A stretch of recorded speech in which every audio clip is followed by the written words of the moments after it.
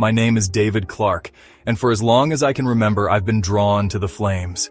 Not in a reckless or dangerous way, but with a deep sense of purpose. Growing up in a small town on the edge of Arizona's rugged wilderness, I witnessed wildfires carve paths of destruction, threatening lives and livelihoods. My mother was a firefighter, and I grew up watching her face those infernos with equal parts courage and humility. For her, it wasn't just a job, it was a calling.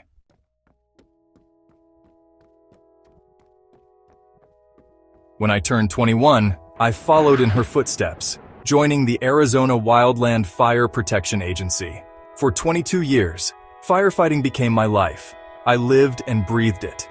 Every call was a chance to make a difference, to protect people and give them hope in the face of devastation. I've always believed in something greater than myself, a guiding force that I felt in the firehouse and on the front lines.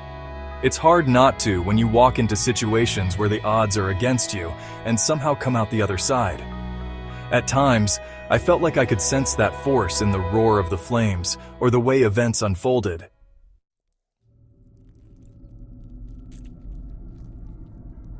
But over the last few years, something began to change. The fires got worse, bigger, hotter, and more unpredictable. What used to be a fire season became an unending threat. Entire communities were wiped out in hours. No matter how hard we fought, we always seemed one step behind. I couldn't help but wonder why. Why were things spiraling out of control? Was it bad luck, climate change, or something deeper?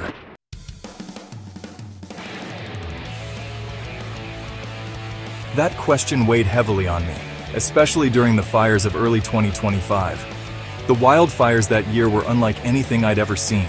They didn't just destroy forests and homes. They felt personal, alive, targeting every vulnerable place they could find. Even with decades of experience, I felt helpless, like I was fighting an enemy I couldn't understand. I prayed more than ever during that time, asking for strength and guidance. But instead of clarity, I felt doubt growing inside me. Was I really making a difference? Was this still part of a greater plan?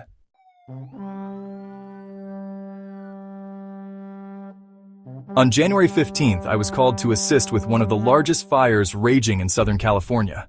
Our team had been working non-stop for days, rotating shifts to catch what little rest we could. The sky was an eerie orange, and the air tasted metallic. Even after all these years, I wasn't used to it. But there was no time to dwell on it. Lives were at stake.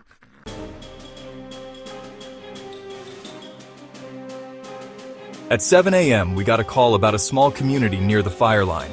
It had been evacuated, but a few people were unaccounted for. Some were elderly, unable to leave quickly, while others had stayed behind to save their homes. Our mission was to get them out before the fire closed in. When we arrived, the fire was still miles away, but the wind was picking up, a bad sign. Wildfires move fast, but with wind, they become unstoppable. We split into teams, checking houses. Most were empty, but in one, we found an elderly man clutching a family Bible, tears streaming down his face. "This is all I have left," he said. I knelt beside him. "You can bring it," I told him gently, "but we need to go now." He nodded, and we guided him to safety. The wind shifted as we returned, blowing harder and faster than expected. I radioed command. "The fire's accelerating. We need to move now." At the final house, we found a young mother with her 2 children, frantic as they packed belongings. "You can't stay," I said firmly. "Your safety is all that matters." She hesitated, but eventually let us lead her and the kids to safety.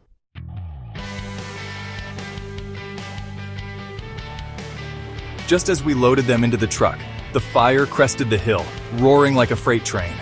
The heat was overwhelming, and the smoke was suffocating. Then the wind shifted again. Flames surrounded us, cutting off the main road. My radio crackled. "David, what's your status?" "We're trapped," I replied, coughing. Every instinct told me to panic, but I forced myself to stay calm. We found a dirt path, our last hope. Embers pelted the truck, the heat pressing in. My partner shouted something I couldn't hear over the roar. I closed my eyes, whispering, "This isn't how it ends. I need you now."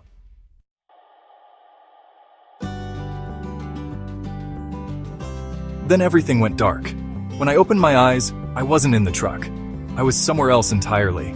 There was light, soft and radiant, filling the space. It wasn't just around me, it was within me. I felt weightless, free, more alive than I ever had before. It was as if every fear and exhaustion had been stripped away, leaving only peace. And then I felt it, a presence. It wasn't a person or a voice, but an awareness. It was love, pure and unconditional, embracing every part of me. For what felt like an eternity and no time at all, I stood in that presence, overwhelmed by its depth. Then, I saw him. He was radiant, familiar, and infinite all at once. This was the one I had prayed to my entire life, though I'd never imagined meeting him face to face. "David," he said, his voice like a melody, "do not be afraid." Tears streamed down my face as I asked, "Why am I here? Why me?" "Because I love you," he replied, "and because you have a purpose." He showed me the world below, the fires raging, and within them I saw shadowy figures, not human, but intelligent and malevolent. These fires, he said, are not just natural disasters. They are the result of spiritual decay, choices made over generations. Fear, greed, anger, and apathy have created this. I asked, "What can be done?" He placed a hand on my shoulder. "You have a voice, David. Share what you have seen. Tell them the fires are a warning, but also an invitation, a call to return to truth and love. Even the smallest light can push back the greatest darkness."